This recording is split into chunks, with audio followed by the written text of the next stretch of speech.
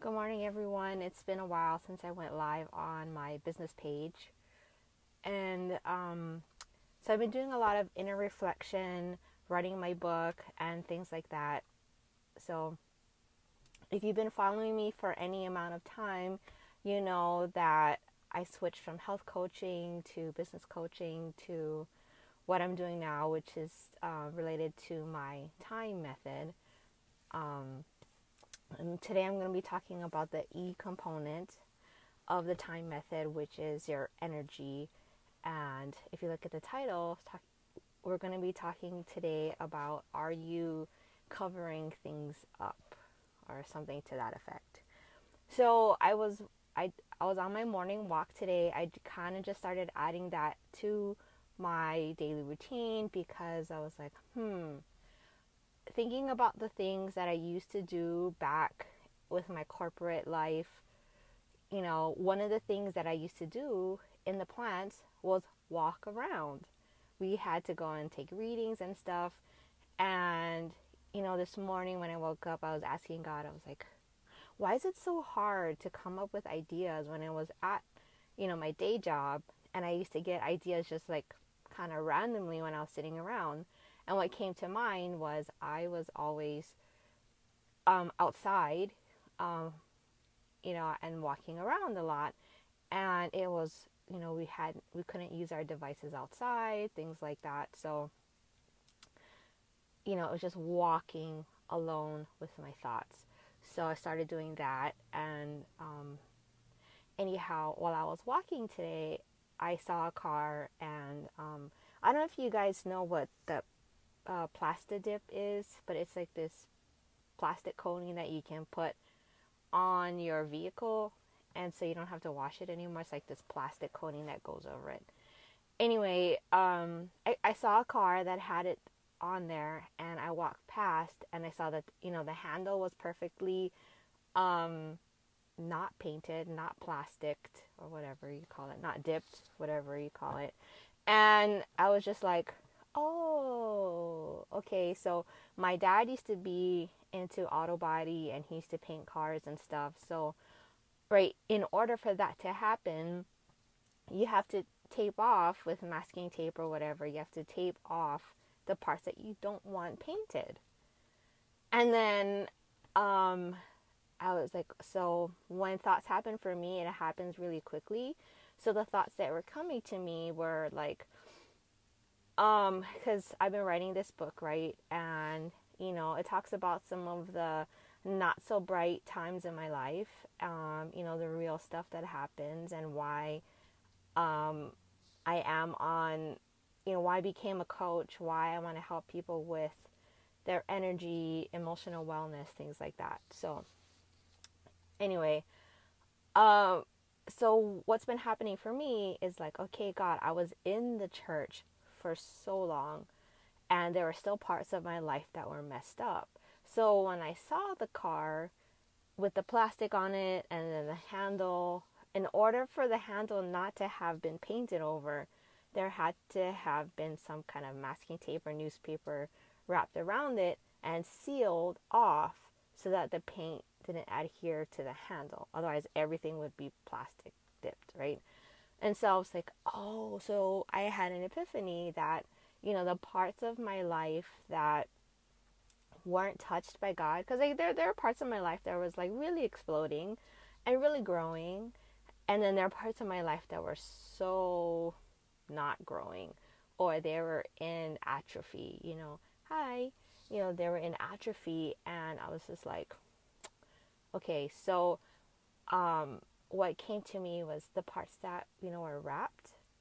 We chose to wrap them, and that's why they're not covered by the blood of Jesus, right? There's parts of our lives that we've hidden, what we think we've hidden from God, because we don't want Him to actually touch those parts of our lives, because either one, they're super dirty and we don't think we're worthy enough to have that part exposed, right?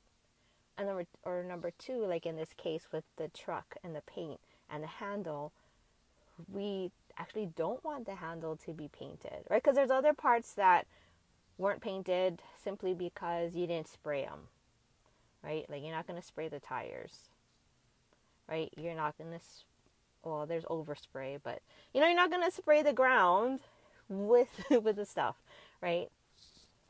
But intentionally, the handle was wrapped. And so parts of our lives intentionally get wrapped and covered because we actually don't want to expose those parts of our lives to the Bible, to the Word, to the love of Christ, because we're not ready to deal with that part of our lives. You know what I mean? And so, I realized when I was in a mega church, it was really easy to hide. Really easy to hide and like walk the walk and be like, yeah, I'm going to a life group, I'm going to all these classes. Oh, now I'm a leader, now I'm serving in kids ministry. But yet there were still parts of my life that were untouched, and I kept hidden from God because I wasn't ready to deal with it. So all of that to say, that's what came up this morning during my walk, and hopefully that touches one of you. And sometimes, when I do go out networking, and when I do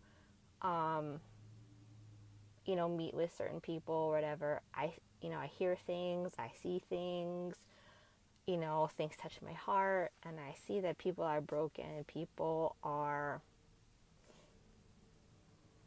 I see that I could help them, but then in my heart, I know that they're not ready to receive anything that